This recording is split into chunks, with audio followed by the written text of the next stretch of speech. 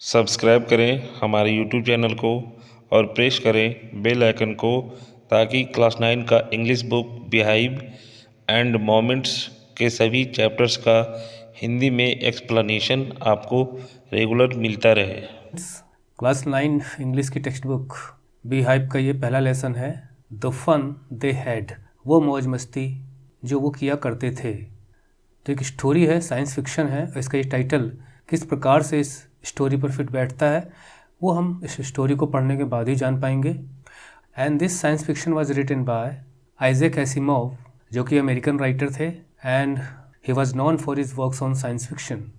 और इस स्टोरी में जो साइंस फिक्शन है वो ये है कि आज जिस प्रकार से हम क्लासरूम अटेंड करते हैं, कि फिजिकल क्लास में हम बैठते हैं, लेकिन फ्यूचर टेक्नोलॉजी कैसी होगी, क्या एजुकेशनल सिस्टम के इक्विपमेंट्स होंगे, तो एक वर्चुअल एक रियल क्लास में डिफरेंस क्या हो सकता है। तो एक इमेजिनेशन है राइटर की जो इस स्टोरी में हमें नज़र आएगी। तो आइए देखते हैं कि फ्यूचर स्कूल कैसा हो सकता है। Before you read, the story we shall read is set in the future. जो स्टोरी हम पढ़ने चल रहे हैं वो फ्यूचर की बात करती है, मीन्स आने वाले समय में ये स्टोरी हमको लेके जाती है। When books and schools as we now know them will perhaps not exist. तो आने वाले समय में जो किताबें हम पढ़ते हैं, जिस प्रकार से फिजिकल बुक्स को हम स्टडी करते हैं, जिन स्कूल्स में आज हम जाते हैं पढ़ने के लिए, वो शायद फ्यूचर में एग्जिस्ट नहीं करेंगे। तो इस प्रकार की ना बुक्स होंगी ना इस प्रकार के स्कूल्स होंगे। How will children study then, तो बच्चे पढ़ेंगे कैसे। द डायग्राम बिलो में गिव यू सम आइडियाज़। तो स्टोरी शुरू करने के पहले हम ये डायग्राम देख लेते हैं। तो ये देखिए, कंप्यूटर के जरिए लर्निंग हो रही है। ये जो टीचर है एक मशीन है, अपने आप में रोबोट है, एक रियल ह्यूमन बीइंग नहीं है। ये वर्चुअल क्लासरूम है, मतलब अकेले बैठी है लड़की और किसी इंटरनेट से कनेक्टेड सॉफ्टवेयर को यूज़ कर रही है, और मूविंग ई टेक्स्ट, और किस प्रकार से सॉफ्टवेयर के जरिए ही और स्क्रीन पर ही किताबों को पढ़ा जा रहा है, जिसमें हम लेटर्स को मॉडिफाई कर सकते हैं, छोटे बड़े कर सकते हैं, उन्हें मूव कर सकते हैं। In pairs, discuss 3 things that you like best about your school and 3 things about your school that you would like to change. तो ये आपके लिए डिबेट के लिए है। आप डिबेट कर सकते हैं क्लास में टीम बनाकर कि क्या चीज़ें हैं जो आप अपने स्कूल में पसंद करते हैं, कम से कम 3 वो चीज़ें, और कौन सी 3 चीज़ें हैं जो आप चाहते हैं कि हम स्कूल में कुछ चेंज करें और बेटर करने के लिए, ना कि और ख़राब करने के लिए। Have you ever read words on a television और कंप्यूटर स्क्रीन। तो निश्चित है आप कंप्यूटर लैब में गए होंगे तो आपने ज़रूर स्टडी की होंगी कंप्यूटर की स्क्रीन पर। Can you imagine a time when all books will be on computers. क्या आप किसी ऐसे समय की कल्पना कर सकते हैं, इमेजिनेशन कर सकते हैं, जब सारी बुक्स कंप्यूटर में ही सेव होंगी, मीन्स की सॉफ्टवेयर के माध्यम से ई बुक के रूप में सेव होंगी। And there will be no books printed on paper, और पेपर पर कोई भी बुक प्रिंट नहीं होगी। जैसे आप अपने स्कूल के बैग में किताबें लेके जाते हैं, निकालते हैं, दरअसल वो फिजिकल बुक्स हैं। Would you like such books better. तो क्या आप अपनी फिजिकल बुक्स से, जिन्हें हम रियल बुक्स कह सकते हैं, उनसे बेटर आपको कंप्यूटर स्क्रीन पे नज़र आने वाली जो ई बुक्स होती हैं वो अच्छी लगेंगी। तो यहाँ एक डिफ्रेंशिएट करने के लिए कहा जा रहा है कि do you like e books और the books that you read in the school keeping them on desks. You can touch them but you can not touch the books on computer. Now we get into the story. Margie even wrote about it that night in a diary. Margie ने उस दिन इसके बारे में अपनी diary में भी लिखा। तो किसके बारे में, उसे हम देखते हैं। ऑन द पेज हेडेड 17 में 2157। तो आप अंदाज़ा लगाइए कि 2157 साल के बाद की बात है ये। और आप इमेजिन भी कर सकते हैं, जिनकी इमेजिनेशन स्ट्रांग होती है, कि जिस प्रकार से आज हम टेक्नोलॉजीज़ को देख रहे हैं, तो उसी हिसाब से टेक्नोलॉजीज़ आज के 20 साल पहले कैसी थी, 15 साल पहले कितनी टेक्नोलॉजीज़ अवेलेबल थी, क्या इस तरह के कंप्यूटर थे, क्या ई बुक्स हुआ करती थी। उसी प्रकार से आज के 20 साल बाद, 30 साल बाद टेक्नोलॉजी कहाँ लेके जाएगी, तो डिपेंड्स ऑन योर इमेजिनेशन। तो एक इमेजिनेशन है यहाँ की 2157 में मार्जी नाम की लड़की ने रात को अपनी डायरी में इसके बारे में लिखा भी। Today Tommy found a real book. आज टॉमी को एक रियल बुक मिली। देखिए यहाँ पर ई बुक्स होंगी, जैसे कि अभी हम लेसन में देखेंगे आगे। तो उसके लिए बड़े आश्चर्य की बात थी कि टॉमी को उस दिन एक ऐसी पुस्तक मिली जिसे रियल बुक कहा गया है, और उसे अपनी डायरी में मेंशन किया उसने। It was a very old book. ये बहुत ही पुरानी किताब थी। मार्जीज grandfather once said.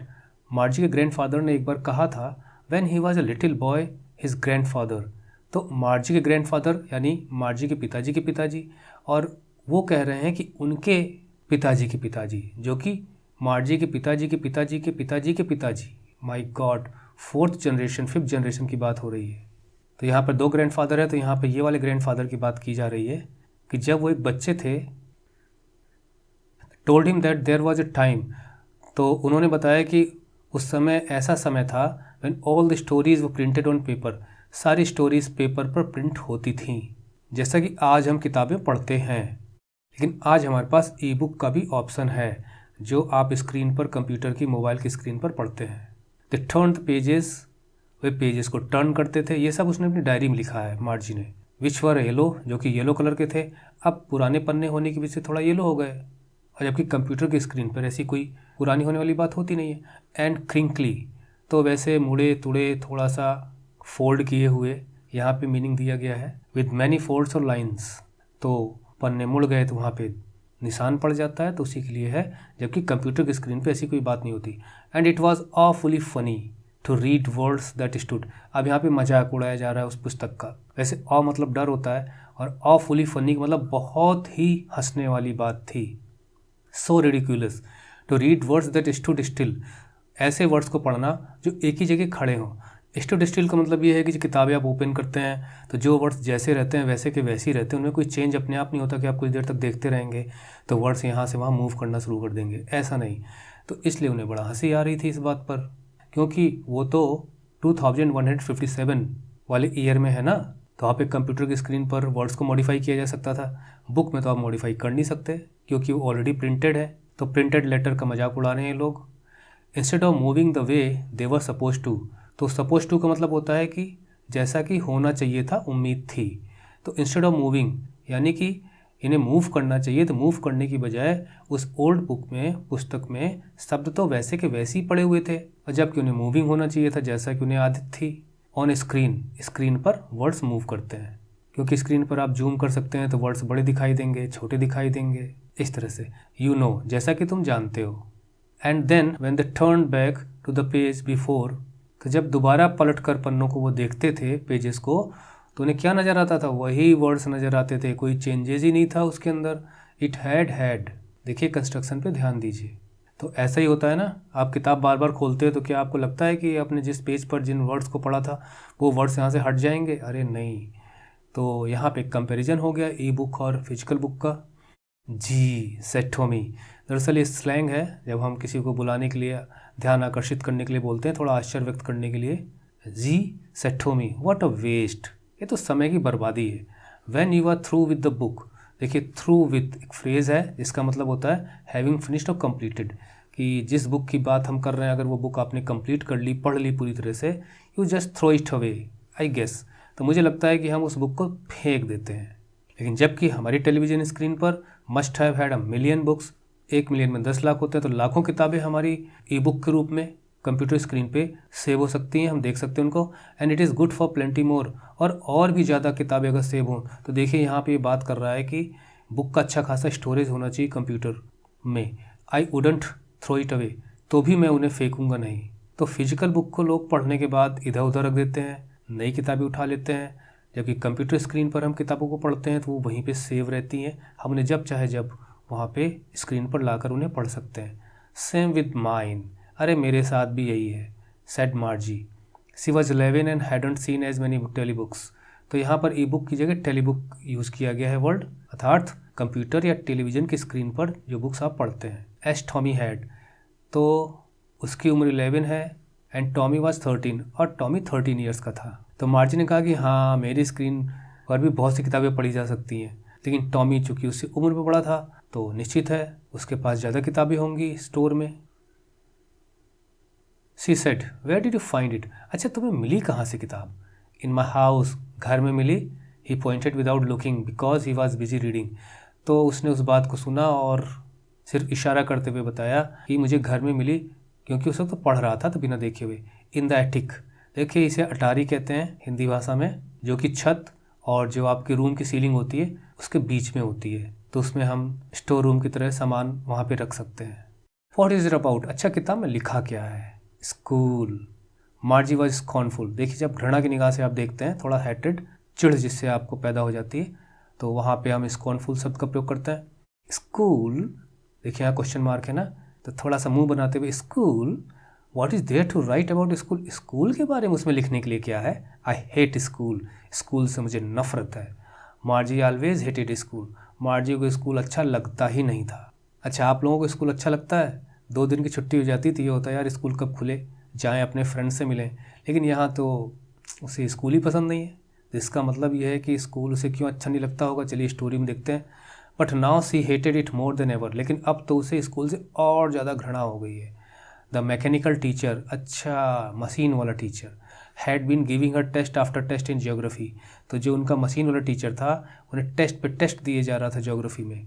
And she had been doing words, अब वो अच्छा सा कर भी नहीं पा रही थी, मतलब नंबर स्कोर नहीं कर पा रही थी। तो वर्ड्स एंड वर्ड्स, जैसे गुड बेटर बेस्ट होता है उसी प्रकार से वर्ड्स कंपेरेटिव डिग्री है बैड की, बैड वर्ड्स, और इसकी जो सुपरलेटिव डिग्री है वो वर्स्ट।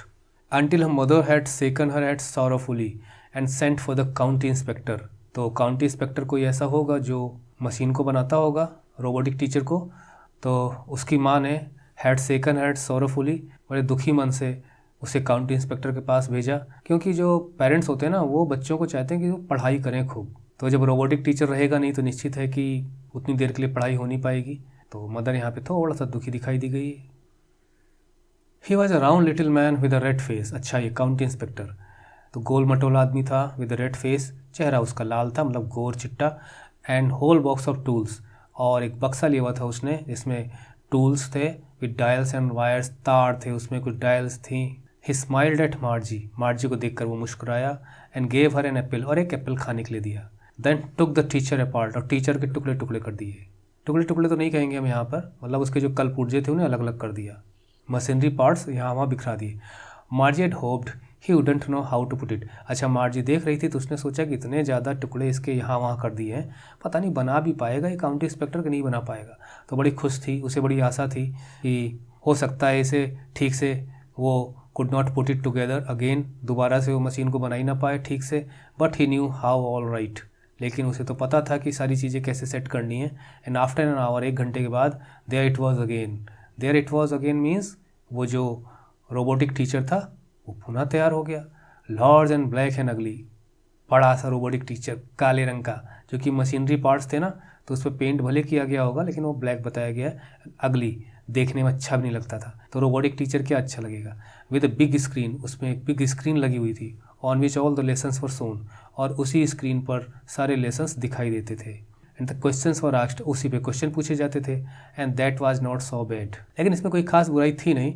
द पार्ट मैजी हेटेड, लेकिन मार्जी को जिस पर सबसे ज़्यादा घृणा होती थी, जिसे सबसे ज़्यादा वो नापसंद करती थी, मोस्ट वाज द स्लॉट, मतलब जगह जहाँ पर चीज़ों को डाला जा सके।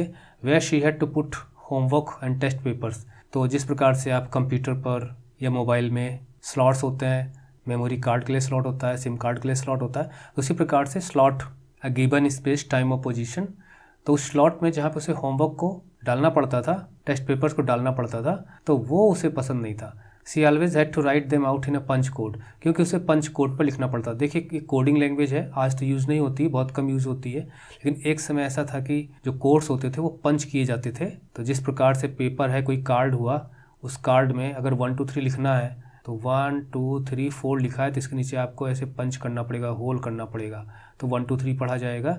तो कंप्यूटर इसको पढ़ लेता है तो उसमें टाइम लगता है। लेकिन they made her learn when she was 6 years old, लेकिन जब 6 साल की थी तो उसे ये चीज़ें सिखाई गई थी, ठीक उसी प्रकार से जैसे अल्फ़ाबेट सिखाए जाते हैं छोटे बच्चों को, उसके बाद उसे यूज़ करते हैं लिखने में, लेकिन यहाँ पर कोडिंग सिखाई गई है बच्ची को। अच्छा, ये यहाँ पे जो राइटर हैं आइजैक एसिमोव, ये 1920 से 1992 तक रहे, तो तब तक की जो टेक्नोलॉजी थी उसके आधार पे इन्होंने इस स्टोरी को लिखा है। तो उस वक्त पंच कोडिंग होती थी। तो made her learn when she was 6 years old and the mechanical teacher calculated the marks in no time, और वो जो टीचर था वो बिना कोई समय गंवाए मार्क्स को कैलकुलेट कर लेता था, क्योंकि पूरी मशीन तो थी ही वो। The inspector had smiled after he was finished, अच्छा इंस्पेक्टर ने जब अपना काम पूरा कर लिया तो वो मुस्कुराया, क्योंकि काम समाप्त होने के बाद खुशी होती है। एंड पैटेड मार्जीज हेड, और मार्जी के सिर पर प्यार से हाथ थपथपाया। He said to her mother, और उसकी माँ से कहा, it's not the little girl's fault, दरअसल ये जो रोबोटिक टीचर में खराबी आ गई इसमें लड़की की कोई गलती नहीं है। Mrs Jones. तो उनकी माँ को बोल रहा है Mrs Jones, I think the geography sector was geared a little. देखिए यहाँ पे मीनिंग दिया गया है गियर्ड, तो geared a little too quick, तो adjusted to a particular standard level. तो जिस क्लास में पढ़ती थी तो उस क्लास के हिसाब से थोड़ी सेटिंग में गड़बड़ी थी। क्या गड़बड़ी थी कि geared a little too quick, those things happen sometimes. I have slowed it up to an average 10 year level. तो वो 11 साल की थी तो अब उसे 10 लेवल पे कर दिया गया, जो कि अच्छा सा वर्क नहीं कर पा रही थी। तो एक क्लास बैक हम मान सकते हैं, जाने पर उसे चीज़ें थोड़ी आसान मिलेंगी, तो उसका और रोबोटिक टीचर का आपस में एक अच्छा खासा ट्यून अप हो जाएगा। तो आई think the geography sector was geared, तो ज्योग्राफी को थोड़ा सा लो लेवल का कर दिया गया जिससे अच्छा प्रदर्शन कर सके। तो इस प्रकार से यहाँ आदमी तो बड़े अच्छे ढंग से पेश आ रहा है। Actually the overall pattern of a progress is quite satisfactory. और वास्तव में देखा जाए तो बच्ची जैसा वर्क कर रही है तो उसका परफॉर्मेंस बहुत ख़राब नहीं है, सेटिस्फैक्ट्री है। And he patted Margie's head again, और दोबारा प्यार से उसके सिर को थपथपाया। तो देखिए यहाँ पे तो उत्साहवर्धन कर रहा है, इनकरेज कर रहा है लड़की को। तो एक प्रकार से देखा जाए तो जब हम काउंटी इंस्पेक्टर के बारे में पढ़ रहे हैं तो ऐसा लगता है कि हमारी एज का है, हमारे समय का है। तो यहाँ पर एक बड़ा कॉन्ट्रास्ट पैदा हो रहा है कि जो ह्यूमन और ह्यूमन फीलिंग्स हैं वो सब तो अभी भी हमारे जैसी हैं, जबकि हम फ्यूचर टेक्नोलॉजी में रह रहे हैं। इस स्टोरी में हम बात कर रहे हैं उसकी। मार्जी वॉज डिसअपॉइंटेड, मार्जी बड़ी निराश हुई क्योंकि वो ठीक हो गया ना robotic teacher. She had been hoping they would take the teacher away altogether. वो तो सोच रही थी कि उसे एकदम से ही ले जाएंगे, पूरी तरह से हटा देंगे यहाँ से। They had once taken Tommy's teacher, एक बार वो टॉमी के टीचर को भी तो ले गए थे उठा के, away for a nearly month, 1 महीने तक वो घर पर नहीं आया वो टीचर। तो उसको मेंटेन करने में, उसके मेंटेनेंस में टाइम लग गया होगा। Because the history sector had blanked out completely, क्योंकि वो जो हिस्ट्री सेक्टर था उस टीचर का, टॉमी के, वो ब्लैंक्ड आउट कर गया था। मीन्स उसमें कुछ नज़र ही नहीं आता था। तो वो बहुत खुश थी कि जिस प्रकार से 1 महीने का समय उसे मिल गया था, 1 महीने का समय मुझे भी मिल जाएगा। तो बच्चे ऐसे ही सोचते हैं, तभी तो जिद करते हैं किसी ना किसी दिन स्कूल नहीं जाने की, कोई बहाना करके, पेट दर्द का, सिर दर्द का।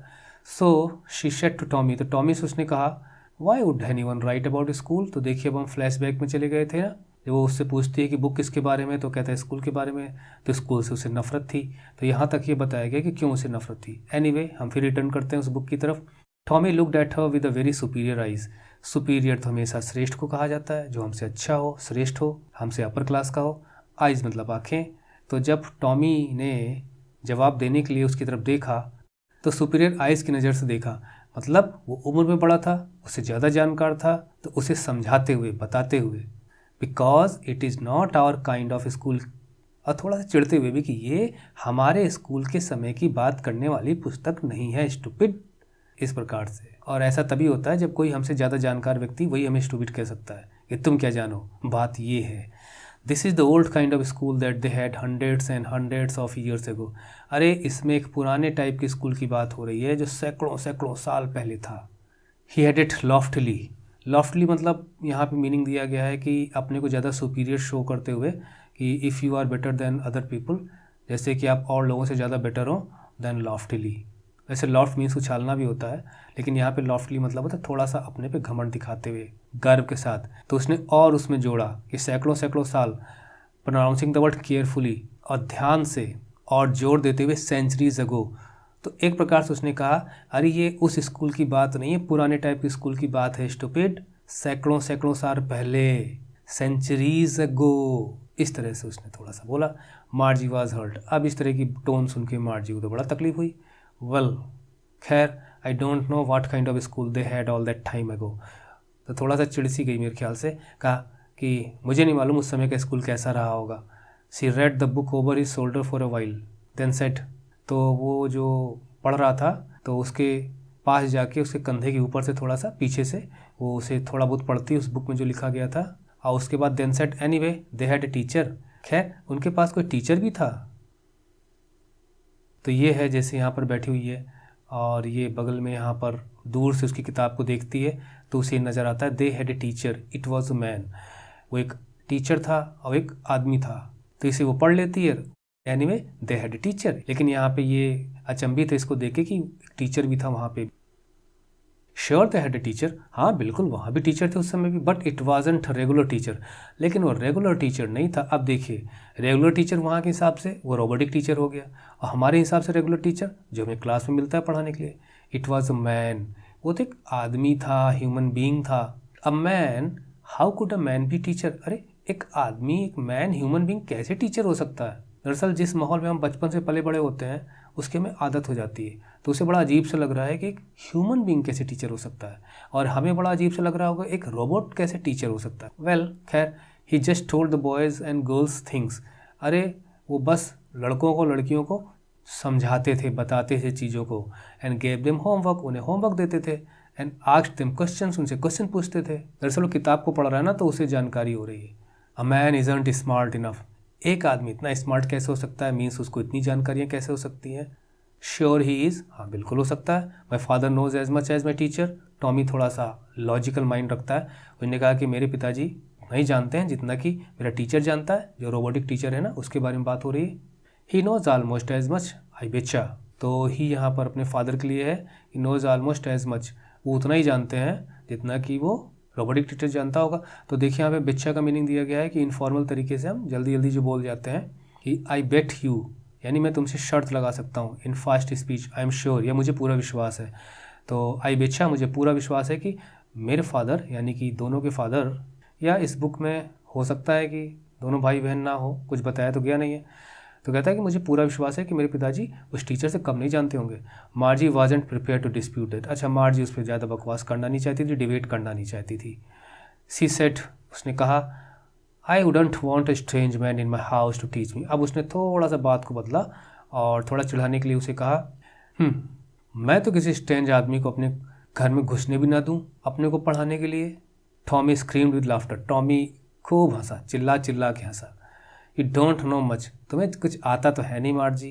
The teachers didn't live in the house, अरे वो टीचर्स घर में नहीं रहते थे। They had a special building, उनकी स्पेशल बिल्डिंग होती थी। All the kids went there, तो एक बिल्डिंग होती थी, सारे बच्चे वहाँ जाते थे पढ़ने के लिए, यानी कि जो स्कूल हम अटेंड करते हैं ना, उसकी बात हो रही है। स्कूल एक बिल्डिंग ही तो है। And all the kids learn the same thing, और सारे बच्चों को एक ही चीज़ पढ़ाई जाती थी। Sure if they were the same age, और निश्चित रूप से if they were the same age, अगर वो सेम एज के हैं तो सेम चीज़ पढ़ाई जा सकती है। दरअसल यहाँ पे कहीं भी क्वेश्चन मार्क तो दिया नहीं गया, सिर्फ स्टेटमेंट दिया गया है।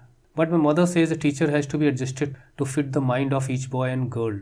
लेकिन मेरी माँ तो कहती है एक टीचर को एडजस्ट करना पड़ता है। देखिए वो जो भी रोबोटिक टीचर वो जिक्र किया था हमने, उसे किस प्रकार से उसका लेवल चेंज कर देता है, 10th लेवल पे ले आता है ज्योग्राफी के लिए।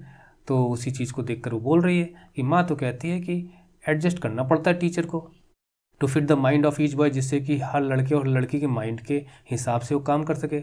इट टीचर्स एंड, मतलब जिनको वो पढ़ाता है teacher, and that each kid has to be taught differently, और हर बच्चे को अलग अलग तरीके से पढ़ाना पड़ता है। अब रोबोटिक टीचर में तो संभव है क्योंकि मशीन है, उसमें आप लेवल्स भर सकते हैं, उस लेवल में जो फीड होगा वही निकल के आएगा।